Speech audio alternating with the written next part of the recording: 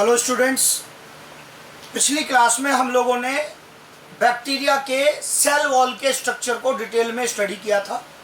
उस cell wall के discussion में हम लोगों ने ऑब्जर्व किया कि जो सेल वॉल बनी हुई है वो बनी हुई है पेप्टिडोग्लाइकन या म्यूरिन की।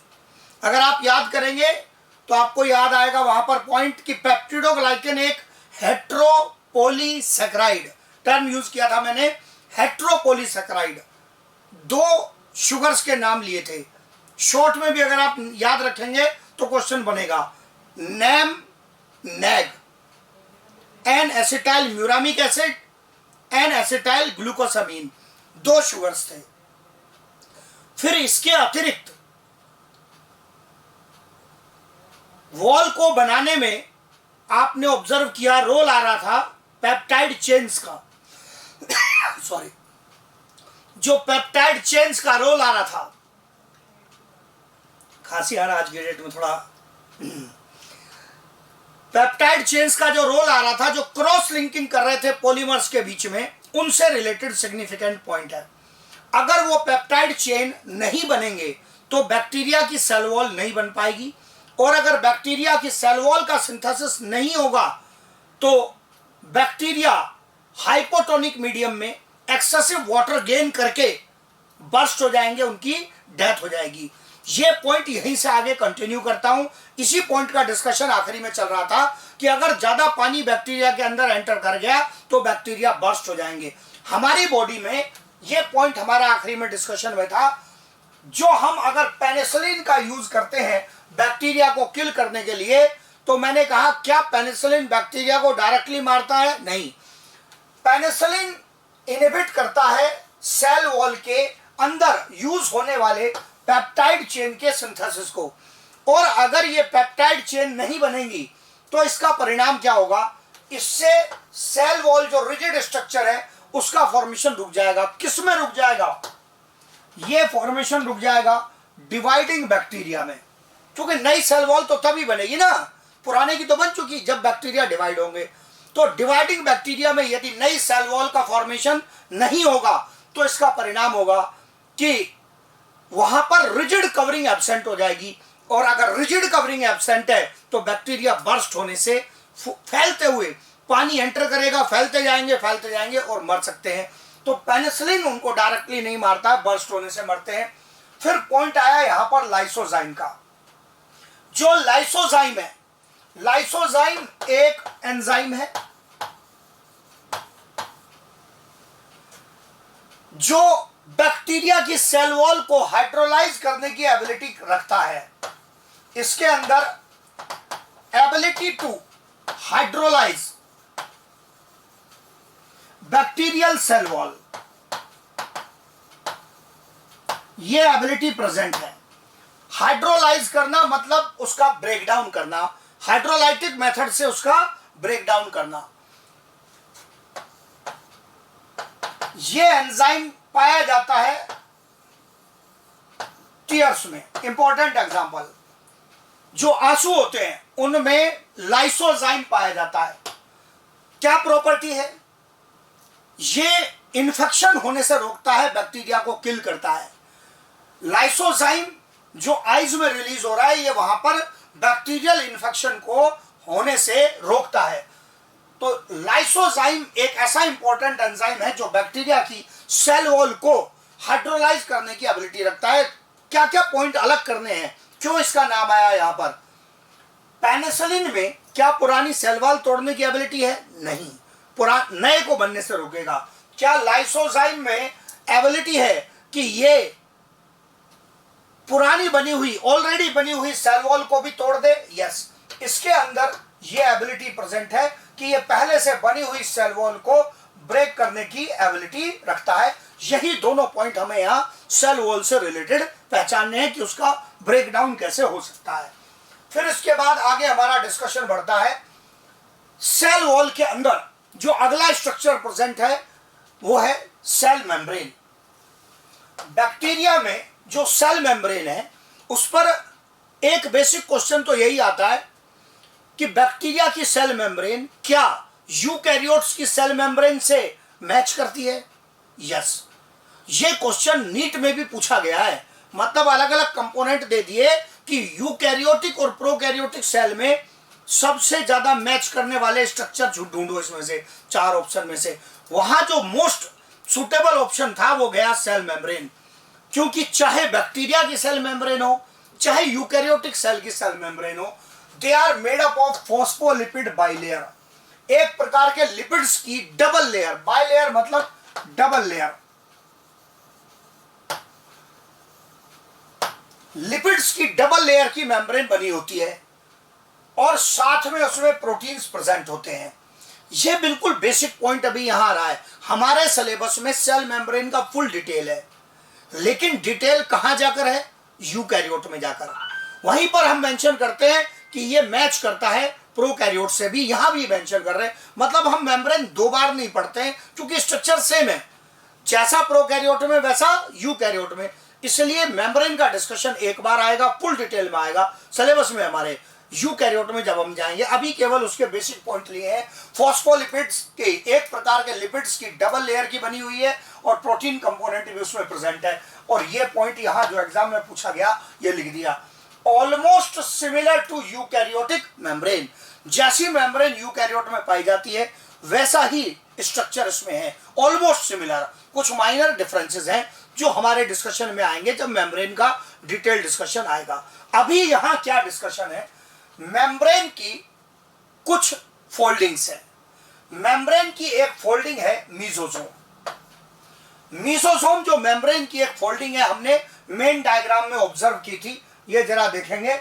यहां पर जो मीसोसोम हमारा डिस्कशन था मेम्ब्रेन की फोल्डिंग का, if you look at this diagram, अपना पुराना डायग्राम जरा ऑब्जर्व करेंगे, ये सेल मेम्ब्रेन ग्रीन वाली, क्या ये यहां पर फोल्डेड नजर आ रही है? ये जो फोल्डिंग है मेम्ब्रेन की, यही फोल्डिंग कहला रही है मीसोसोम। ये मार्किंग देखेंगे, ये मीसोसोम पिछली क्लास में कवर किया था हम लोगों ने। ये सेल मेम्ब्रेन की फोल्डिंग अंदर की ओर फोल्डेड है, ये मीसोसोम फोल्डिंग स्ट्रक्चर कहलाता है। अब हमें यह स्टडी करना है कि ये मीसोसोम का क्या रोल है, ऐसी स्पेशल फोल्डिंग प्रोवाइड करने का क्या रोल है, ये हमारे डिस्कशन का भाग अभी यहां पर। तो मीसोसोम के बारे में डिस्कशन, ये मेम्ब्रेन की एक फोल्डिंग होती है formed from cell membrane in folding.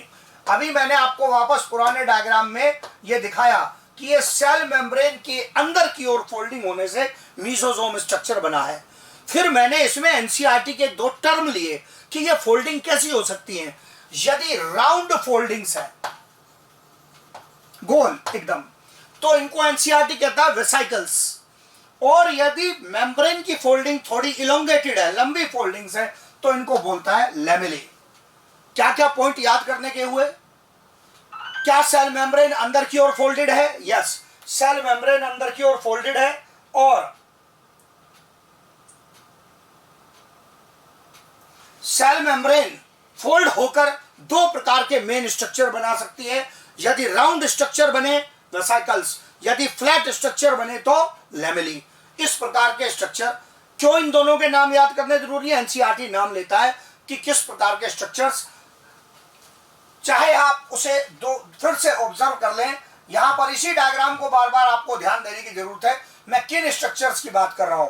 ये जो स्ट्रक्चर फोल्डेड नजर आ रहे हैं, ये मेम्ब्रेन की ग्रीन वाली फोल्डिंग, ये स्ट्रक्चर यदि राउंड होंगे तो ये वेसिकल्स कहलाएंगी, और थोड़े इलोंगेटेड फोल्डिंग होगी तो यही वेसिकल कहलाएंगी। उसी के अंदर मीसोसोम के अंदर ही 2 नाम दिए गए हैं ये। अब यहां पर पॉइंट आया कि ये जो मीसोसोम है ये रोल क्या प्ले कर रहा है, क्या रोल प्ले कर रहा है, क्यों ये फोल्डिंग बनाई गई है? मीसोसोम की जो फोल्डिंग है, इसका सबसे जो इंपॉर्टेंट रोल है वो है रेस्पिरेशन। डायरेक्ट क्वेश्चन बनता है, प्रोकैरियोट्स में एरोबिक रेस्पिरेशन जो बैक्टीरिया करने की अगर एबिलिटी रखते हैं, तो ये एरोबिक रेस्पिरेशन इसी की हेल्प से होगा।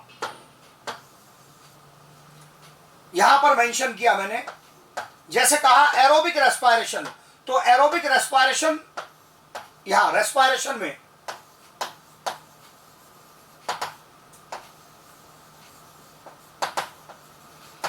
एरोबिक रेस्पिरेशन एंजाइम्स, मीजोजोम के अंदर प्रेजेंट है। एग्जाम में जब क्वेश्चन आया तो उसने पूछा कि बैक्टीरिया में एरोबिक रेस्पिरेशन की साइट या लोकेशन बताओ। तो हम क्लास में पढ़ के जाते हैं, बच्चे को बताते हैं कि मीजोजोम में होता है, लेकिन वहां मीजोजोम ऑप्शन ही नहीं आया। मीजोजोम ऑप्शन नहीं आया, आंसर गया सेल मेम्ब्रेन। मतलब संभल के चलना पड़ता है एग्जाम में। बार बार बोला मैंने, mesosome is the folding of cell membrane. Cell membrane की ही फोल्डिंग है। मीजोजोम ऑप्शन है तो एरोबिक रेस्पिरेशन की साइट है जी, बिल्कुल आंसर है। लेकिन अगर मीजोजोम ऑप्शन ही नहीं है तो फिर सेल मेम्ब्रेन भी आंसर जाएगा। तो क्या प्रोकैरियोट में एरोबिक रेस्पिरेशन पॉसिबल है? यस। क्या हमारे सेल की तरह उसमें माइटोकॉन्ड्रिया होता है एरोबिक रेस्पिरेशन के लिए? ना। यूकैरियोटिक सेल की तरह उसमें माइटोकॉन्ड्रिया नहीं है। तो फिर वहां पर एरोबिक रेस्पिरेशन चलाने की जो जिम्मेदारी है, इस प्रोसेस को चलाने की जिम्मेदारी किसकी है? वो जिम्मेदारी है मेम्ब्रेन की फोल्डिंग की, और उस मेम्ब्रेन फोल्डिंग का नाम मीजोजोम। ये एक फंक्शन हो गया और बहुत बड़ा इंपॉर्टेंट फंक्शन है, बार बार इस पर क्वेश्चन आए हैं। हाँ, थोड़ा अगर अलग हटकर सवाल करना चाहेगा तो क्वेश्चन दूसरे डायरेक्शन में जाएगा। एनसीईआरटी भी उसका हिंट देता है पर ज्यादा समझाता नहीं है, पहचानेंगे उसको दूसरा क्या फंक्शन है। It helps in DNA distribution during bacterial division. Mesosome bacteria के डिवीजन के समय पर जो डीएनए है उसके डिस्ट्रीब्यूशन में हेल्प करता है। अब आपको फिर से ये एक बार पहचानना पड़ेगा कि अपने डायग्राम को ऑब्जर्व करेंगे और आप देखेंगे कि इस डायग्राम में आप ऑब्जर्व करेंगे, ये जीनोफोर, क्या कहा था इसको? ये डीएनए है। ये जो डीएनए है जीनोफोर जिसको हम कह रहे हैं, ये एरो देखेंगे, क्या ये मीजोजोम के साथ अटैच्ड है? यस। ये अटैचमेंट क्या महत्व रखता है ये पहचानना है। जीनोफोर जो कि बैक्टीरिया का डीएनए का टर्म है, ये अटैच्ड है मीजोजोम के साथ, और हम कह रहे हैं कि जब ये बैक्टीरिया डिवाइड करेगा तो ये मीजोजोम का अटैचमेंट हेल्प करेगा इस डीएनए को, रेप्लिकेटेड डीएनए को दो डॉटर बैक्टीरिया में डिस्ट्रीब्यूट करने में। कैसे हमें दिखाई देगा? डॉटर बैक्टीरिया के अंदर इसका डिस्ट्रीब्यूशन ऑब्जर्व करने के लिए ये हमारे पास यहाँ पर इसका डायग्राम की हमें जरूरत पड़ेगी। ये आ गया डायग्राम हमारा। डायग्राम ऑब्जर्व करेंगे, यहां से ध्यान से देखेंगे, क्या मीजोजोम की फोल्डिंग के साथ जीनोफोर या डीएनए अटैच है? ये ग्रीन कलर से मेम्ब्रेन की फोल्डिंग, मीजोजोम फोल्डिंग, उसके साथ अटैच कौन? डीएनए। अब जब ये बैक्टीरिया डिवाइड करेंगे, ये चल रहा है आपके सामने डिवीजन का प्रोसेस। ये जो बाहर सेल वॉल है बैक्टीरिया की, ये अंदर की ओर फॉर्म हो रही है, मेम्ब्रेन भी अंदर की ओर धंस गई है। अब दो मीजोजोम फोल्डिंग बन गई है जिन पर डीएनए की कॉपी, जब डिवीजन होगा तो निश्चित सी बात है यहां डीएनए की कॉपी तैयार होगी, डीएनए की कॉपी तैयार होगी, रेप्लिकेशन होगा डीएनए का। पर उस कॉपी को डॉटर बैक्टीरिया में ले जाने की जिम्मेदारी किसकी है? अगर आपको थोड़ा याद होगा तो यूकैरियोटिक सेल में तो बहुत एडवांस सिस्टम है, उसमें फाइबर्स बनते हैं जो रेप्लिकेटेड क्रोमोसोम्स को डॉटर सेल्स में ले जाने का काम करते हैं। बैक्टीरिया में ऐसे कोई फाइबर, स्पिंडल फाइबर जैसा कोई स्ट्रक्चर नहीं है। अब क्योंकि ऐसा कोई एडवांस स्ट्रक्चर बैक्टीरिया में है नहीं, तो उसको रिप्लेस करने का बैक्टीरिया ने क्या साधन अपनाया? मीजोजोम के साथ डीएनए को अटैच कर दो और दोनों मीजोजोम अलग अलग फॉर्म होकर डॉटर बैक्टीरिया में जाएंगे तो अपने साथ डीएनए की एक एक कॉपी लेकर जाएंगे। ये आपके सामने डीएनए की एक कॉपी मीजोजोम के साथ इधर और डीएनए की एक कॉपी मीजोजोम के साथ इधर, दोनों डॉटर बैक्टीरिया में डीएनए की एक एक कॉपी गई है। इस डायग्राम को बहुत छोटा सा सिंबल, एक पॉइंट है मैं बोलूंगा, अप्लाई करके देखेंगे। जीनोफोर और DNA of bacteria is attached with mesosome. During bacterial division, first copy of DNA is created by replication of DNA. Then these copies are attached with separate mesosomes. Bacteria keep dividing. One mesosome move into each daughter bacteria. और उसके साथ साथ हर mesosome अपने साथ साथ क्या लेकर गया? डीएनए की एक कॉपी ले गया। तो डॉटर बैक्टीरिया में डीएनए को लेकर अपने साथ लेकर जाने की जो जिम्मेदारी है वो किसकी है? मेसोसोम की है। तो क्या क्या क्रिटिकल पॉइंट हुए मेसोसोम के? 4 पॉइंट है, इकट्ठे बोलूंगा। एक का तो डायग्राम आपके सामने है, बाकी जरा मेमोराइज करने हैं। अभी मैंने शो किए हैं, दोबारा दिखा सकता हूं, लेकिन अब बिना देखे पहचानना है क्या क्या पॉइंट्स हैं। Mesosome, folding of cell membrane, it has what kind of structures, vesicle और lamellae. What is the role? It helps in aerobic respiration in prokaryotes. अगर मेसोसोम ऑप्शन ना हो तो फिर आंसर सेल मेम्ब्रेन। क्या इसके सिवा और भी कोई रोल है? यस, डिस्ट्रीब्यूशन ऑफ डीएनए और genophore into daughter bacteria during bacterial division. ये पूरी कहानी आ गई हमारे यहां पर मेसोसोम से रिलेटेड, इसके फोल्डिंग से रिलेटेड पूरा डिस्कशन यहां पर आ गया। फिर इसके बाद यहां पर जो अगला पॉइंट हमारे डिस्कशन में आता है वो आता है सेल के अंदर पहुंच गए। सेल के अंदर पहुंच गए तो सेल का इंटरनल कंटेंट, उसकी साइटोप्लाज्म। सेल का इंटरनल कंटेंट साइटोप्लाज्म जो हमने पहले ही डायग्राम के अंदर ऑब्जर्व किया था, ये देख लेंगे मार्क आप। ये जो अंदर का लिक्विड कंटेंट है, ये क्या मार्क किया हमने? साइटोप्लाज्म। क्या आप ऐसा ऑब्जर्व कर रहे हैं कि इसी साइटोप्लाज्म के अंदर प्लाज्मिड रखा हुआ है, इसी के अंदर स्टोरेज ग्रेन्यूल है, इसी के अंदर राइबोसोम है, इसी के अंदर ये सब कंटेंट रखे हुए हैं। तो जो इनर मेन कंटेंट है वही क्या कहलाता है? साइटोप्लाज्म कहलाता है। और ये जो साइटोप्लाज्मिक कंटेंट यहां पर प्रेजेंट है, इसको हमने कहा है सिंपलेस्ट लैंग्वेज में, content inside cell membrane is called cytoplasm. Cell membrane के अंदर जो कंटेंट है वो साइटोप्लाज्म है। इसमें क्या प्रेजेंट है? 2 हिस्सों में बांट सकते हैं इसको। साइटोसोल, सोल शब्द का मतलब होता है लिक्विड, सेल के अंदर का लिक्विड साइटोसोल। लेकिन क्या लिक्विड के अतिरिक्त और भी हिस्से हैं? Yes, other content. जैसे मैंने अभी डायग्राम में दिखाए, अंदर क्या प्रेजेंट थे? जैसे कुछ ग्रेन्यूल्स थे, राइबोसोम्स थे,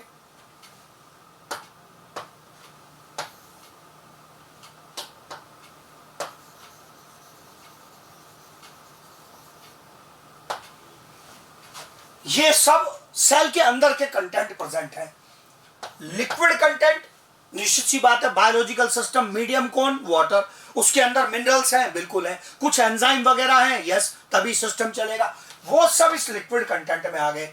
लिक्विड कंटेंट के अतिरिक्त ग्रेन्यूल्स, राइबोसोम्स वगैरह, ये सब साइटोप्लाज्म के अंदर प्रेजेंट है। क्या उसी के अंदर डीएनए रखा है या न्यूक्लियस है? ना, न्यूक्लियस नहीं है, क्योंकि सेल है प्रोकैरियोटिक। सेल कैसा है? प्रोकैरियोटिक। याद करो, पहले ही बताया, प्रोकैरियोटिक सेल में न्यूक्लियस एब्सेंट। न्यूक्लियस एब्सेंट है तो जेनेटिक मटेरियल डायरेक्टली कहां रखा हुआ है? जेनेटिक मटेरियल डायरेक्टली रखा हुआ है साइटोप्लाज्म में। जो जेनेटिक मटेरियल डायरेक्टली साइटोप्लाज्म में रखा हुआ है, ये ऑब्जर्वेशन, ये जेनेटिक मटेरियल डायरेक्टली कहां रखा हुआ है? साइटोप्लाज्म में। ये देख लो, क्या ये जेनेटिक मटेरियल भी साइटोप्लाज्म के अंदर ही रखा हुआ है? यस। क्या यहां पर कोई न्यूक्लियस नजर आ रहा है? नो। हमारे एडवांस सेल्स, यूकैरियोटिक सेल के जैसा यहां पर कोई न्यूक्लियस नहीं है। अब डिटेल डिस्कशन इसी का आएगा, जेनेटिक मटेरियल के बारे में डिस्कशन।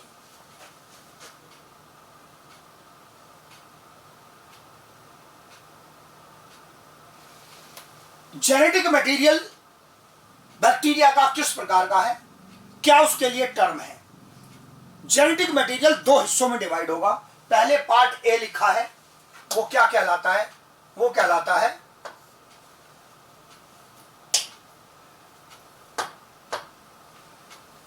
जीनोफोर। जो जीनोफोर है, डायग्राम में अभी शो किया, वो किस प्रकार के मटेरियल का बना हुआ है? Double stranded circular DNA. हर एक चीज पर क्वेश्चन आए हैं। आप लोगों ने ऑब्जर्व किया कि जेनेटिक मटेरियल मेसोसोम पर जो अटैच्ड था वो किस प्रकार का था? इस प्रकार का डीएनए, ऐसे। जो जो लिखा हुआ है उसको खुद अप्लाई करते चले जाओ। क्या डीएनए के 2 धागे नजर आ रहे हैं? यस, 2 धागे, 2 राउंड नजर आ रहे हैं, तो ये कैसा हो गया? Double stranded. स्ट्रैंड मतलब धागा, थ्रेड। तो डीएनए के 2 थ्रेड है, तो इसलिए क्या बोलते हैं? Double stranded. सर्कुलर का क्या मतलब है? इस पर सवाल आया क्योंकि एक पॉइंट बहुत अच्छा है। दिखने में ये आपको सर्कल लग रहा है, पर जब एग्जाम में सवाल आया तो वहां पर मीनिंग ये नहीं था कि वो दिखने में सर्कल हो। बायोलॉजी का जो सर्कल है ना, वो थोड़ा आड़ा तिरछा है बेटा, ध्यान से पहचानना है। आपको इस बात पर ध्यान देना है कि क्या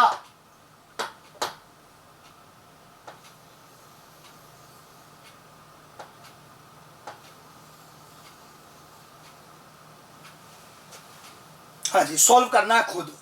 देखो ये तो सबको सर्कल नजर आएगा, क्या ये डीएनए भी सर्कुलर है? बस यही अंतर पहचानना है, ये भी सर्कुलर है। कैसे? यहां सर्कुलर का मतलब दिखने में राउंड नहीं है, यहां सर्कुलर का मतलब है विदाउट फ्री टर्मिनल। बहुत बढ़िया सवाल आया ये।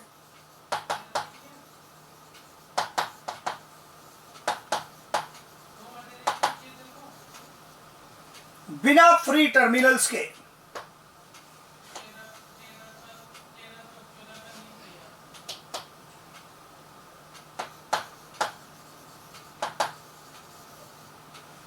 ऐसा डीएनए जिसमें कोई फ्री टर्मिनल ना हो, उसको क्या बोलेंगे कि वो सर्कुलर है। मतलब अगर मैं ऐसे हूं तो इसमें फ्री टर्मिनल है, ये एक टर्मिनल है, ये एक टर्मिनल है, लेकिन अगर मैं इसको ऐसे जोड़ दूं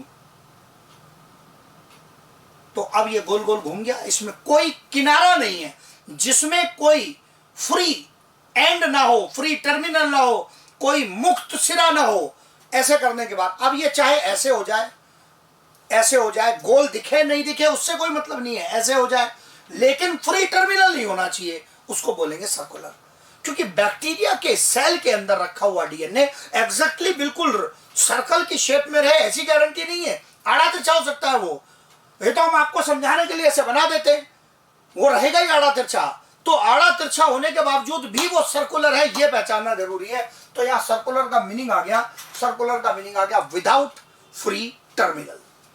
फिर एक पॉइंट आता है जिस पर क्वेश्चन बनता है, वो है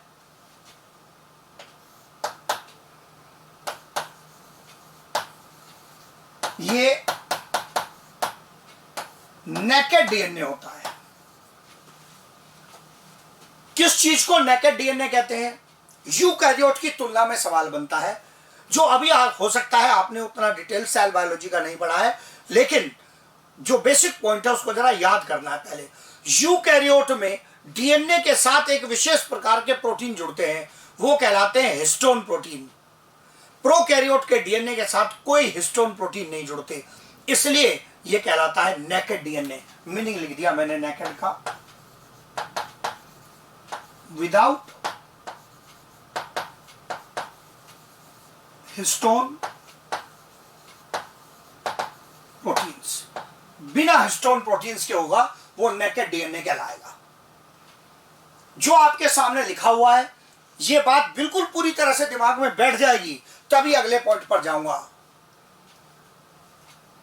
क्या आपको यह बात एकदम क्लियर समझ में बैठती है कि मैंने दो डायग्राम यूज किए, यहां फिर से बनाया कि डीएनए कैसा है? सर्कुलर। सर्कुलर कहते ही तुरंत बच्चे के दिमाग में बैठता है कि सर्कुलर का मतलब अच्छा गोल घेरे में होगा। जरूरी नहीं गोल घेरा हो, आड़ा तिरछा कैसा भी हो, लेकिन फ्री टर्मिनल नहीं होने चाहिए, और फ्री टर्मिनल नहीं है तो वो सर्कुलर माना जाएगा। एग्जाम में क्वेश्चन आया, आंसर गया विदाउट फ्री टर्मिनल्स। फिर डबल स्ट्रैंडेड पॉइंट आसान है, दो धागे हैं डीएनए के जो आपस में लिपटे हुए हैं। फिर आपको डायग्राम की भी नॉलेज बताएगी कि प्रोकैरियोट के अंदर डीएनए को कवर करने के लिए कोई न्यूक्लियर मेम्ब्रेन नहीं है, न्यूक्लियर मेम्ब्रेन नहीं है, और उसके अंदर कोई न्यूक्लियोलस भी नहीं है। ये कंपैरिजन चल रहे हैं यूकैरियोट से। यूकैरियोट के अंदर सेल में न्यूक्लियस है और उसके अंदर एक और छोटा भाग पाया जाता है जो कहलाता है न्यूक्लियोलस। ये दोनों ही एब्सेंट है। फिर यूकैरियोट की तुलना में ही एक और पॉइंट आया, यूकैरियोट में स्पेशल प्रोटीन पाए जाते हैं जिनको बोलते हैं हिस्टोन प्रोटीन, जो डीएनए के साथ एसोसिएट होते हैं। प्रोकैरियोट के डीएनए में कोई हिस्टोन प्रोटीन एसोसिएट नहीं होते हैं, और इस कारण से जो प्रोकैरियोट का डीएनए है वो कहलाता है नेकेड डीएनए। फिर यूकैरियोट में कंडेंस होकर स्पेशल स्ट्रक्चर्स बनते हैं जिनको हम कहते हैं क्रोमोसोम। डीएनए जब कंडेंस हो जाता है, खासकर सेल डिवीजन के समय, तो क्रोमोसोम का फॉर्मेशन करता है। प्रोकैरियोट में ऐसा ही फैलाव रहता है सेल के अंदर, वो कंडेंस होकर यूकैरियोट के जैसे क्रोमोसोम नहीं बनाता, इसीलिए कहते हैं true chromosome absent. True chromosome absent. तो ये जो बैक्टीरिया का डीएनए है, इसमें क्या शब्द उपयोग होगा? एक तो वर्ड मैंने यूज किया है जीनोफोर। इस जीनोफोर को कभी कभी बैक्टीरियल क्रोमोसोम या प्रो क्रोमोसोम भी कहते हैं। ये जो जीनोफोर है, ये बैक्टीरियल क्रोमोसोम या जीनोफोर के नाम से भी ये ऊपर मेंशन किया।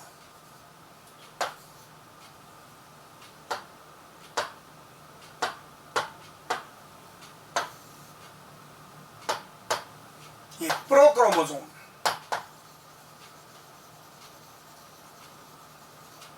या बैक्टीरियल क्रोमोसोम।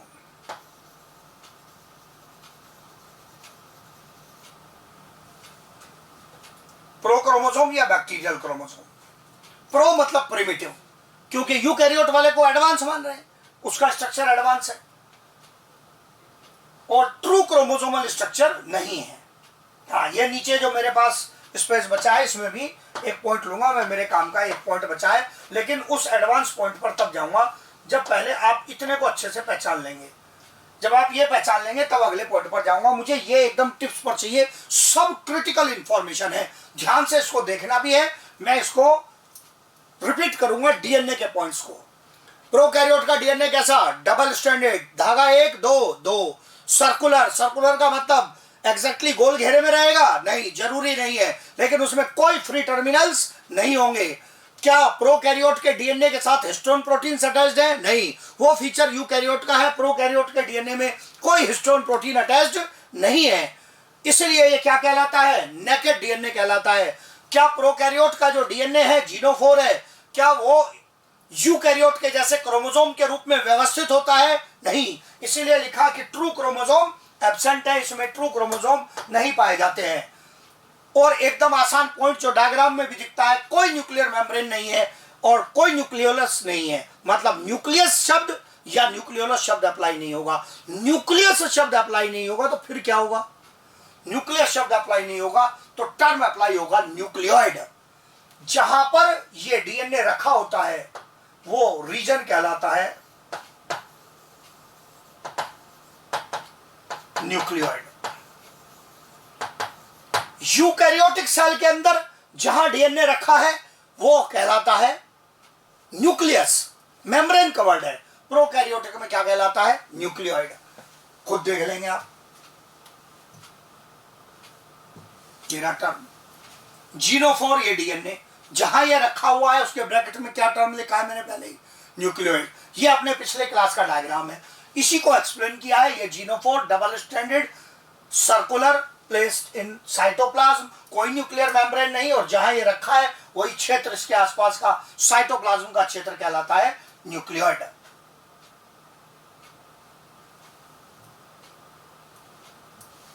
ये हमारा डिस्कशन, ये पूरी कहानी आ गई। फिर जो न्यूक्लियर, इसके डीएनए के बारे में एक जो आखिरी पॉइंट बचता है वो है जीसी रिच डीएनए।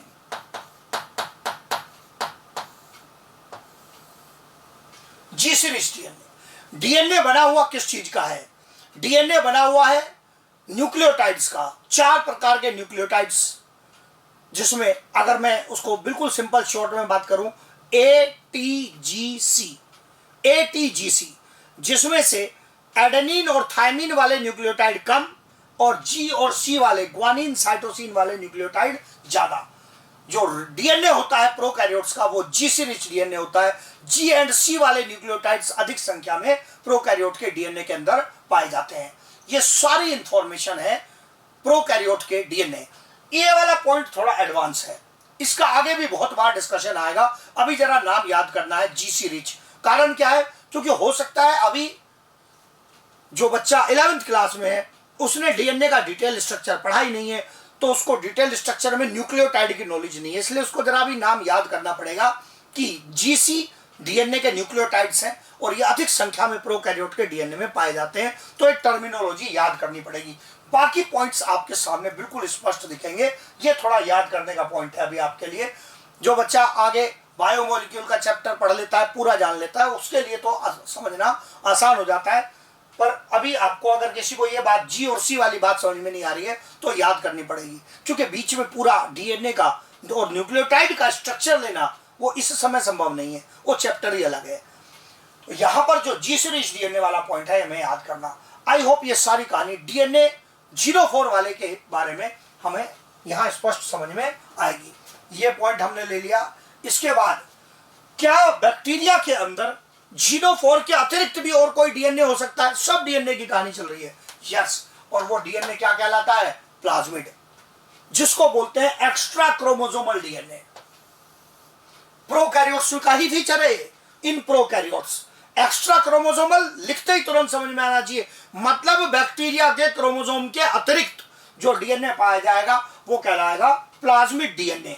ये भी एक प्रकार का डबल स्ट्रैंडेड, उसको शॉर्ट में कहीं कहीं पर आपको क्वेश्चंस में डीएस डीएनए भी मिलेगा।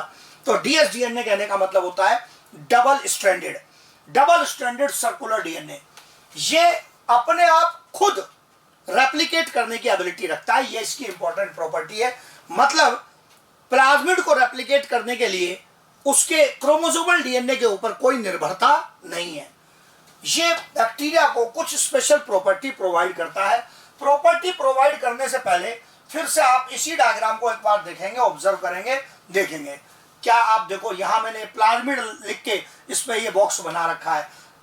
क्या इस डीएनए के अतिरिक्त और भी डीएनए बैक्टीरियल सेल में प्रेजेंट हो सकता है? यस, और यही क्या कहलाता है? प्लाज्मिड कहता है। कोई सीधा प्लाज्मिड लिख सकता है, कोई प्लाज्मिड डीएनए लिख सकता है।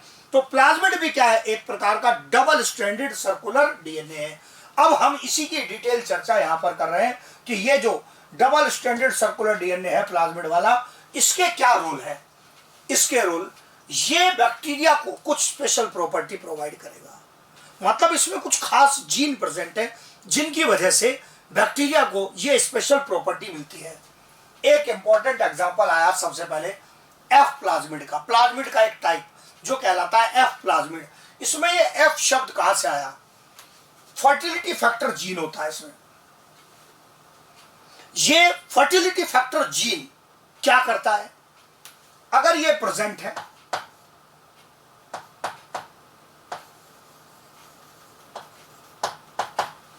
तो ऐसे बैक्टीरिया कहलाते हैं F plus bacteria, F positive bacteria. और ये बैक्टीरिया बैक्टीरियल रिप्रोडक्शन के समय पर एक डोनर की तरह, या हम कह सकते हैं अगर हम दूसरे एनिमल से कंपैरिजन करें, मेल की तरह बिहेव करते हैं।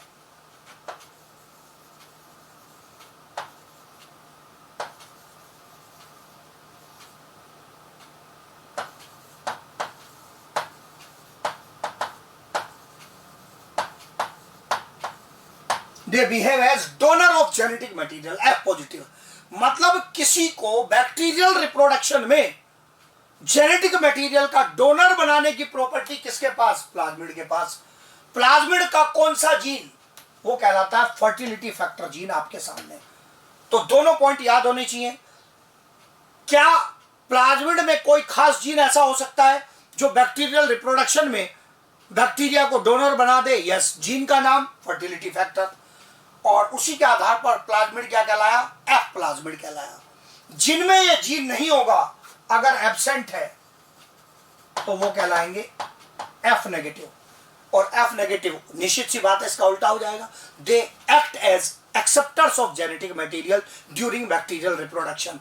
बैक्टीरियल रिप्रोडक्शन के समय वो जेनेटिक मटेरियल के एक्सेप्टर के रूप में काम करेंगे। इसका डिटेल भी हमारे सिलेबस में जो आगे आएगा। फिर इसके बाद आर प्लाज्मिड। आर प्लाज्मिड में अपनी डेली लाइफ की नॉलेज जरा यूज करनी है। कभी आपने सुना है कि बैक्टीरिया एंटीबायोटिक्स के लिए रेजिस्टेंट हो गए, जिसके कारण एंटीबायोटिक मेडिसिन ट्रीटमेंट ही नहीं कर पा रहा है, अच्छे से प्रभावी नहीं हो रहा है। डॉक्टर भी कहते हैं कि बैक्टीरिया रेजिस्टेंट हो सकते हैं, इसलिए एंटीबायोटिक्स का सीमित उपयोग करना चाहिए। तो बैक्टीरिया में एंटीबायोटिक मेडिसिन के लिए रेजिस्टेंस कहां से आ गया, कैसे डेवलप हुआ? रेजिस्टेंस डेवलप होने की जो सोर्स है वो भी एक प्रकार के प्लाज्मिड है, ये कहलाते हैं आर प्लाज्मिड। ये क्या प्रोवाइड करते हैं? They provide resistance against antibiotics.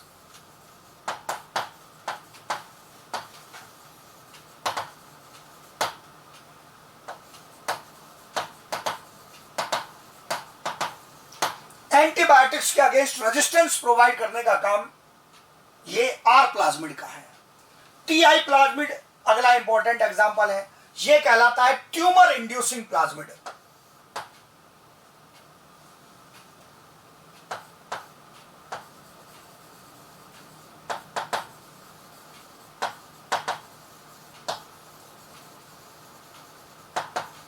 ये कहलाता है ट्यूमर इंड्यूसिंग प्लाज्मिड, जो पाया जाता है एग्रोबैक्टीरियम,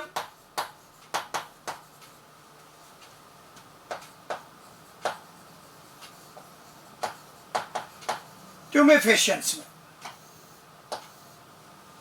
जो पाया जाता है एग्रोबैक्टीरियम ट्यूमेफेशियंस में। फिर अगला नंबर आता है आर आई प्लाज्मिड का। इतने को जरा पहचान लेंगे तो कुछ हिस्सा मैं रफ करूंगा, उसको रिमूव करूंगा, तब आगे बढ़ूंगा। दोनों पॉइंट को अच्छे से पहचान लेंगे। 3 पॉइंट समझाए अभी। F plasmid fertility factor, R plasmid resistance against antibiotics, T I plasmid tumour inducing plasmid. ये एक प्रकार का इन्फेक्शन कॉज करता है, प्लांट्स में इन्फेक्शन करता है। ट्यूमर इंड्यूसिंग प्लाज्मिड प्लांट में इन्फेक्शन करता है। बैक्टीरिया जिसमें ये पाया जाता है एग्रोबैक्टीरियम ट्यूमेफेशियंस, एग्रोबैक्टीरियम ट्यूमेफेशियंस में टीआई प्लाज्मिड पाया जाता है। जो आरआई प्लाज्मिड है,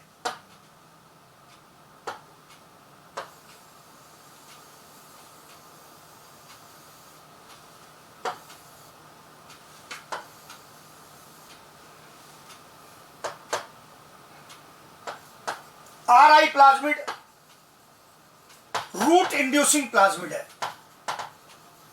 root inducing plasmid excessive rooting करता है प्लांट्स में, यह भी इंफेक्शन करता है। पाया जा रहा है कहां पर?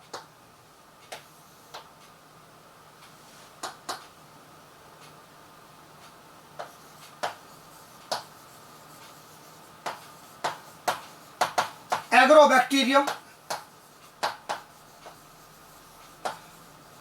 राइजोजेंस।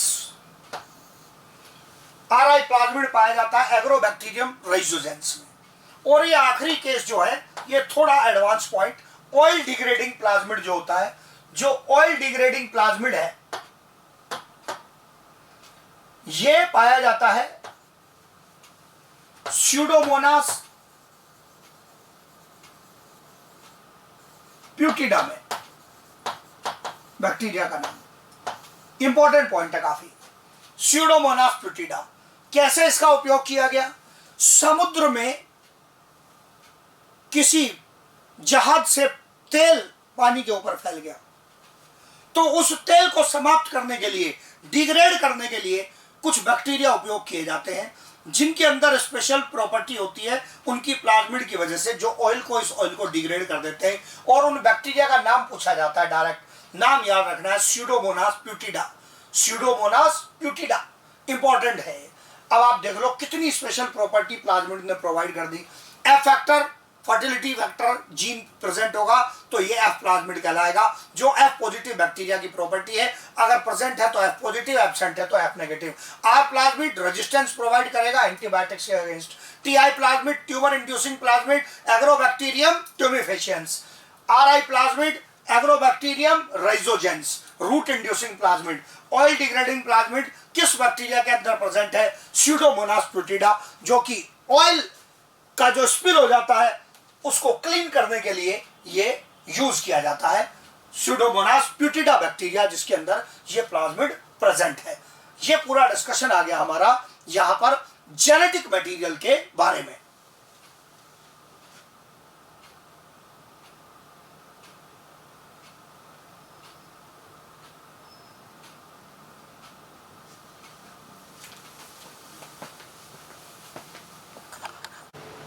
Next component of bacterial structure is ribosomes, जो हमने डायग्राम में भी ऑब्जर्व किए। साइटोप्लाज्म के अंदर राइबोसोम्स नाम के पार्टिकल्स रखे हुए थे। तो ये राइबोसोम्स होते क्या है, क्या इनका रोल है? राइबोसोम्स होते हैं ribo nucleo proteins, ribo nucleo proteins होते हैं। हाँ, थोड़ी सी केमिकल समझ भी लगेगी। राइबो न्यूक्लियो प्रोटीन्स क्यों ऐसा बोल रहे हैं? ये बने हुए किसके? ये बने हुए हैं राइबोसोमल आरएनए,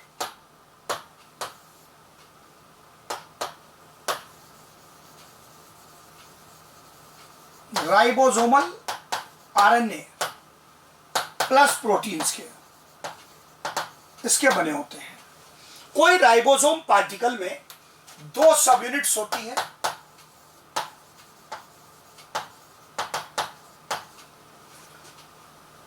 प्रोकैरियोट में जो राइबोसोम्स हैं वो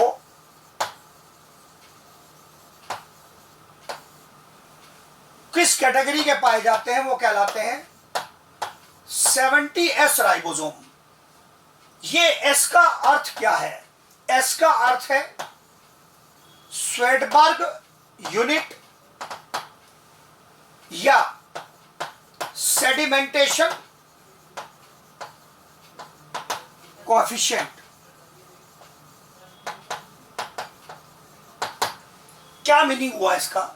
जब बैक्टीरिया से या किसी और सेल से राइबोसोम्स को सेपरेट किया जाता है तो ये सेंट्रीफ्यूगेशन टेक्निक के माध्यम से सेडिमेंट करके आइसोलेट किए जाते हैं। इनके सेडिमेंट होने का रेट इनके वजन पर निर्भर करता है। अगर वजन ज्यादा है, डेंसिटी ज्यादा है, तो फास्ट सेडिमेंट होंगे, उनकी एस वैल्यू ज्यादा आएगी। प्रोकैरियोट के राइबोसोम यूकैरियोट से छोटे होते हैं।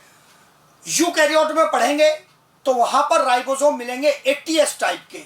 यूकैरियोट इधर लिखा, यूकैरियोट्स में राइबोसोम मिलेंगे 80S टाइप के। इसको हटाऊंगा मैं बाद में, अभी ये तो केवल कंपैरिजन के लिए लिख रहा हूं। यूकैरियोट में राइबोसोम 80S टाइप के उसके साइटोप्लाज्म के अंदर, जबकि प्रोकैरियोट में कैसे बोल रहा हूं 70S टाइप।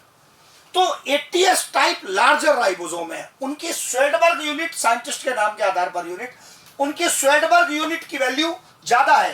प्रोकैरियोट के राइबोसोम की स्वेडबर्ग यूनिट वैल्यू कम है। या ये जो छोटे राइबोसोम है इनका सेडिमेंटेशन रेट या सेडिमेंटेशन कोएफिशिएंट भी कम है। तो ये कहलाते हैं 70S और यूकैरियोट वाले कहलाते हैं 80S। अभी हमारा टारगेट यूकैरियोट नहीं है, इसके बारे में अभी हम चर्चा नहीं कर रहे हैं, तो इसको हम यहां से गायब करेंगे।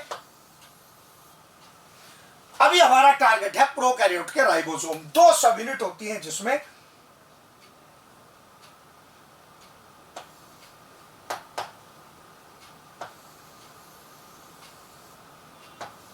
इस प्रकार का स्ट्रक्चर एक राइबोसोम का। ये लार्ज सब यूनिट है और ये स्मॉल सब यूनिट है।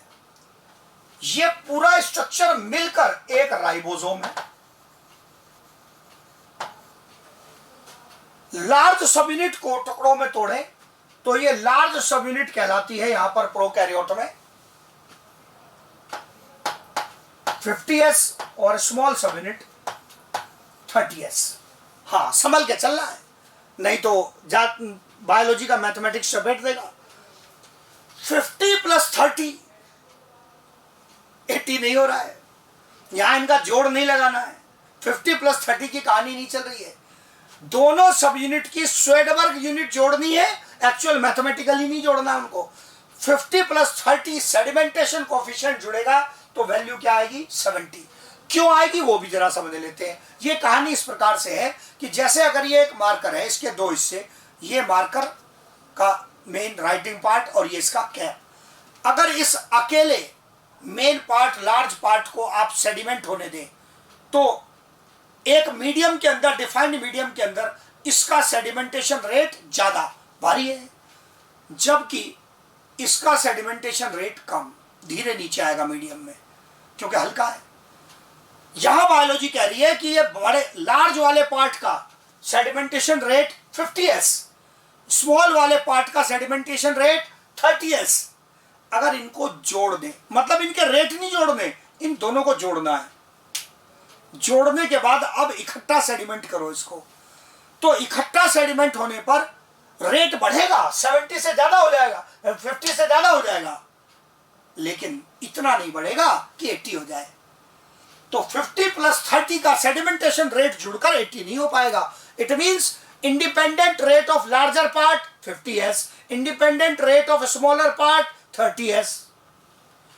क्या टुगेदर इकट्ठा सेडिमेंट करने पर 80 हो जाएगा? ना, 80 से कम रहेगा रेट सेडिमेंटेशन का। इस कारण से ये जो वैल्यू आती है, कितनी आती है? 80s वैल्यू आती है इसके सेडिमेंटेशन कोफिशिएंट की, कंबाइंड की, इसलिए कहलाते हैं ये 70s राइबोसोम्स। मैंने कहा बने हुए राइबोसोमल आरएनए और प्रोटीन के, तो आपका सवाल आएगा राइबोसोमल आरएनए प्रोटीन के बने, तो ये सब यूनिट का क्या मतलब हुआ? ये हर एक सब यूनिट के अंदर राइबोसोमल आरएनए प्रोटीन कंपोनेंट है।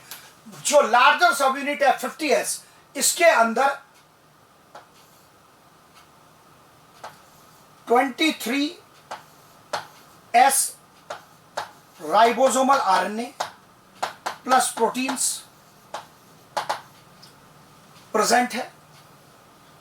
साथ में 5s राइबोसोमल आरएनए प्रेजेंट है।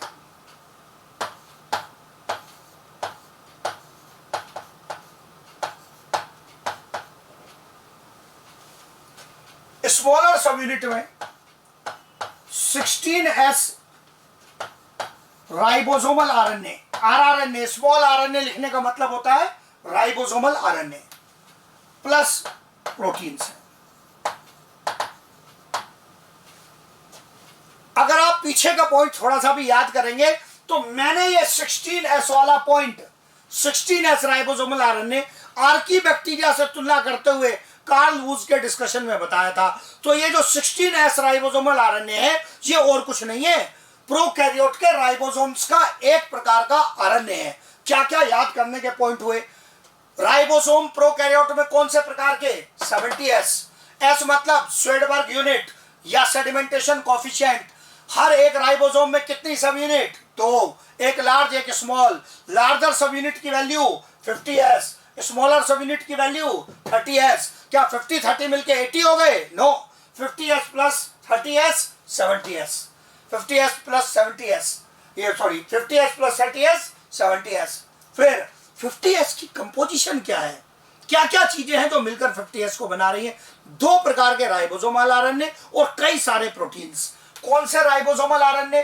23s ribosomal RNA plus 5s ribosomal RNA. 2 प्रकार के तो इसके अंदर राइबोसोमल आरएनए आपको दिखाई दे रहे हैं, और इसके साथ क्या जुड़े हुए हैं? प्रोटीन।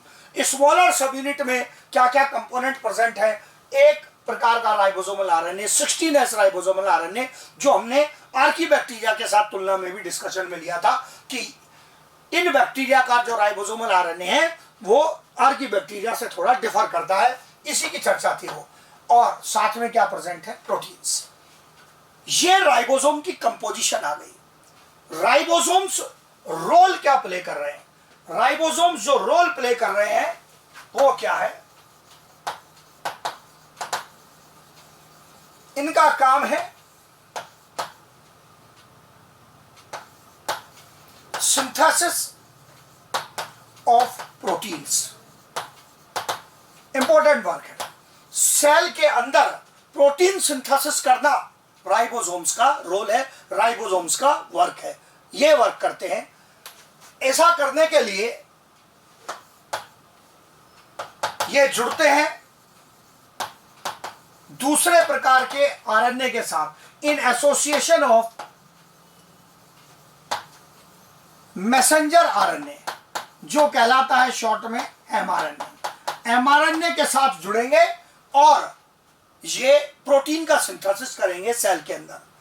फिर इससे रिलेटेड एक पॉइंट यहां बनता है, अगर कोई एक एमआरएनए के साथ मल्टीपल राइबोसोम्स जुड़ जाएं, ये एक एमआरएनए मॉलिक्यूल, इसके साथ मल्टीपल राइबोसोम्स जुड़ जाएं,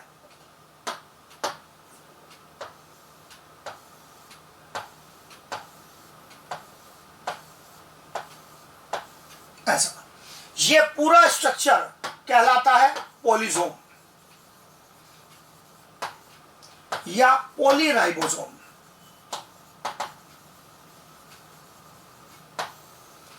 ये बनेगा कब? During protein synthesis.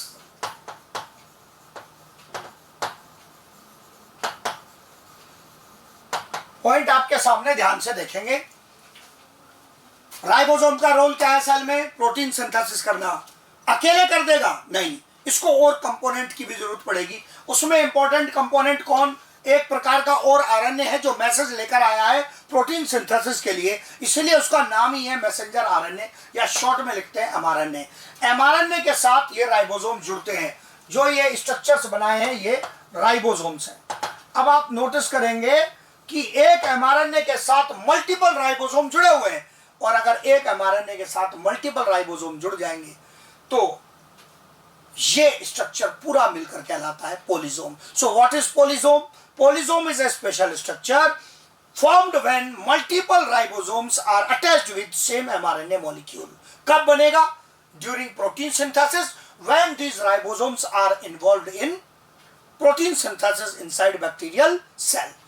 ये पूरा पॉइंट इनके स्ट्रक्चर और इनके फंक्शन के बारे में देख लेंगे। कंपोनेंट राइबोसोम फिर बोल देता हूं, are formed of chemically two type of component, ribosomal RNA and proteins.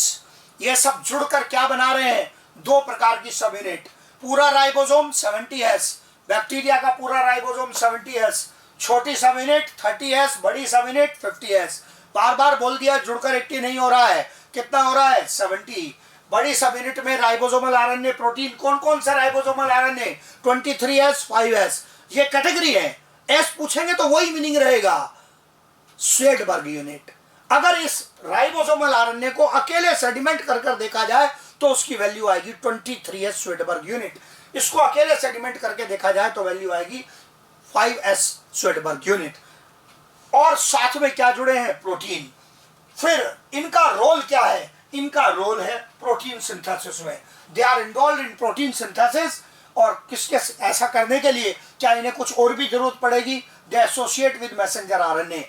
क्या एक एमआरएनए के साथ मल्टीपल राइबोसोम जुड़ सकते हैं? यस। और अगर ऐसा हुआ तब ये फिर कंप्लीट स्ट्रक्चर कहलाएगा पॉलीसोम। ये पूरा फंक्शन हो गया हमारा राइबोसोम का। जो यहाँ पर राइबोसोम के फंक्शन से रिलेटेड स्टोरी हमारी कंप्लीट हुई। बाकी कंपोनेंट आगे डिस्कशन में चलेंगे।